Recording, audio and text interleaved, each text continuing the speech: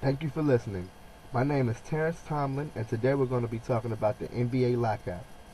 After 2 years of speculation and rumors, the NBA is now on what dedicated fans were hoping to avoid, a full-blown lockout.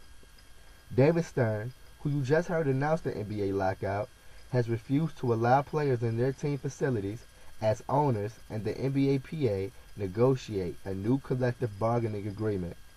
After a season where the NBA saw record ratings and a huge growth in popularity, Commissioner David Stern feels that it is in the NBA's best interest to miss games and lose money, just so the richer can get richer. For that reason, I believe David Stern is to blame for the NBA lockout. Why does David Stern deserve the blame, you might ask? Pick a reason. From the phony deadlines, the non-stop spin on the truth, and his negative portrayal of players, his company's product. Stern is the leader who at the very best offered an unreasonable deal on the table and at the very worst did not negotiate in good faith. While there is plenty of blame to go around on both sides, the guy atop the pyramid deserves the most. Now with the recent rejected proposals, more games have been canceled. Fans are losing hope that there will be a season, and this situation continues to get uglier. Both sides are pointing fingers and negotiations have virtually stopped.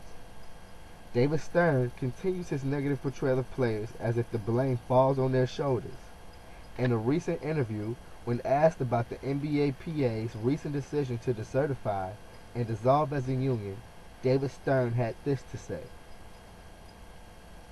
Saying the players are hell-bent on self-destruction is irresponsible.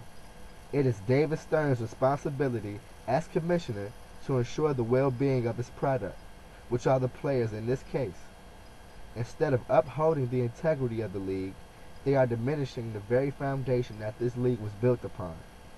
David Stern has lost control of his league when it is his main focus to keep it together.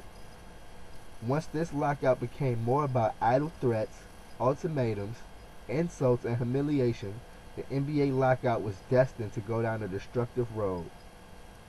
Simple revisions in the previous deal should have settled this a long time ago, but challenging the players' manhood and pride on system issues carried things a bit too far, and as a result, the blame for the NBA lockout should fall on one man, David Stern. Now to my listeners, I present this question to you. Who is to blame for the NBA lockout?